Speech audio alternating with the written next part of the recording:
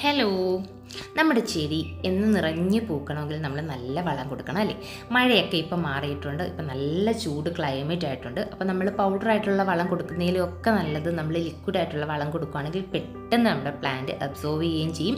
ഇതുപോലെ നിറച്ച് ഫ്ലവേഴ്സ് ആവും. അപ്പോൾ നഴ്സറിയിൽ നിന്ന് കൊണ്ടുവരുന്ന പ്ലാന്റ് ഇപ്പോൾ ഈ ഒരു മഴക്കാലമൊക്കെ ആയപ്പോഴത്തേക്ക് ഫുൾ എല്ലാവരുടെയും നശിച്ചൊക്കെ കാണുമായിരിക്കും അല്ലേ?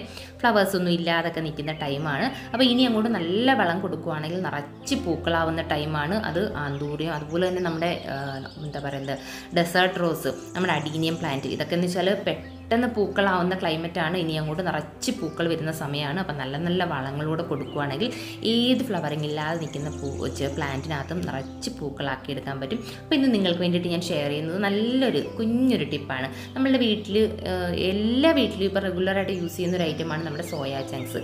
സോയാ ചങ്ക്സ് നമ്മൾ വാങ്ങുന്ന സമയത്ത് നമ്മൾ കുറച്ച് കടലപ്പിണ്ണാക്കൂടി ചേർത്ത് പൊടിച്ച് നമ്മൾ വെക്കുകയാണെങ്കിൽ നമുക്ക് അത് പൗഡറായിട്ട് കൊടുക്കുകയും ചെയ്യാം. അല്ലെങ്കിൽ നമുക്ക് ലിക്വിഡായിട്ട് കുറച്ച് കഞ്ഞിവെള്ളത്തിനകത്തൊക്കെ പുളിപ്പിച്ച് അല്ലെങ്കിൽ തേങ്ങാവെള്ളത്തിനകത്തൊക്കെ പുളിപ്പിച്ചിട്ട് നമുക്ക് നമ്മുടെ പ്ലാന്റ്സിനകത്ത് കൊടുക്കാം. അപ്പോൾ മഴ സമയത്താണെങ്കിൽ നമുക്ക് പൗഡറായിട്ട് നമ്മുടെ പ്ലാന്റിന് കൊടുക്കാം. അപ്പോൾ ഇപ്പം മഴയൊക്കെ മാറിയതുകൊണ്ട് നമുക്ക് ലിക്വിഡായിട്ട് കൊടുക്കാം. അപ്പോൾ ഇന്ന് ഞാൻ ലിക്വിഡായിട്ട് കൊടുക്കുന്ന ഒരു മെത്തേഡ് കാണിച്ചു തരാം കേട്ടോ.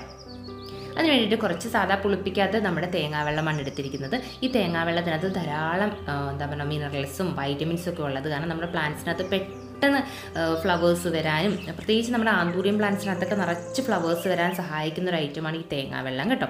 അപ്പോൾ ഈ തേങ്ങാവെള്ളത്തിനകത്തോട്ട് ഞാൻ പറഞ്ഞല്ലോ, ഞാൻ സോയാ ചങ്ക്സും നമ്മുടെ കടലപ്പിണ്ണാക്കൂടെ ഒരു പഴയ മിക്സിയുടെ ജാറിനകത്തിട്ട് പൊടിച്ച് വെച്ചേക്കുന്നതാണ്. ഈ ഒരു പൊടി ഉണ്ടെങ്കിൽ നമുക്ക് ആവശ്യാനുസരണം നമുക്ക് നമ്മുടെ പ്ലാന്റ്സിന് കൊടുക്കാം.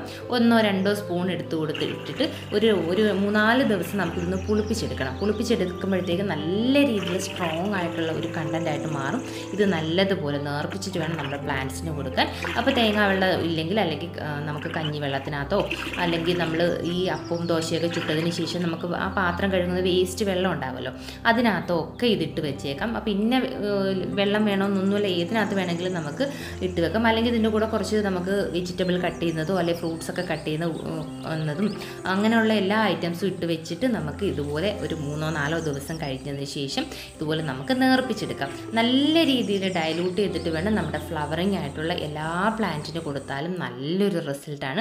പെട്ടെന്ന് തൈകൾ പൊട്ടാനും അതുപോലെ തന്നെ ഫ്ലവേഴ്സ് ആവാൻ, പ്രത്യേകിച്ച് നമ്മുടെ ഈ അഡീനിയം പ്ലാന്റ്സിന് ഇനി അങ്ങോട്ട് നല്ല രീതിയിൽ ഫ്ലവേഴ്സ് വരുന്ന ടൈമാണ്.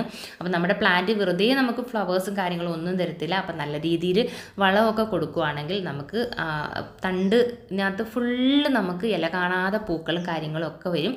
ആൻഡ് ഇതുപോലെ നമ്മുടെ ആന്തൂറിയം പ്ലാന്റ്സ് നല്ല ഗ്രോത്തിലും, അതായത് പുതിയ പുതിയ കിക്കീസൊക്കെ വരാനും നിറച്ച് ഫ്ലവേഴ്സ് വരാനും ഒക്കെ സഹായിക്കുന്ന ഒരു ലിക്വിഡ് ആയിട്ടുള്ളൊരു വളമാണ്. അപ്പോൾ നിങ്ങൾ മസ്റ്റായിട്ടും ട്രൈ ചെയ്ത് കൊടുക്കണം. അപ്പോൾ ഇങ്ങനെയുള്ള കുഞ്ഞു കുഞ്ഞു ടിപ്സും കാര്യങ്ങളും ഒക്കെ വേണമെങ്കിൽ നമ്മുടെ ചാനൽ സബ്സ്ക്രൈബ് ചെയ്യാനും ലൈക്ക് ചെയ്യാനും ഷെയർ ചെയ്യാനും മറക്കരുത് കേട്ടോ.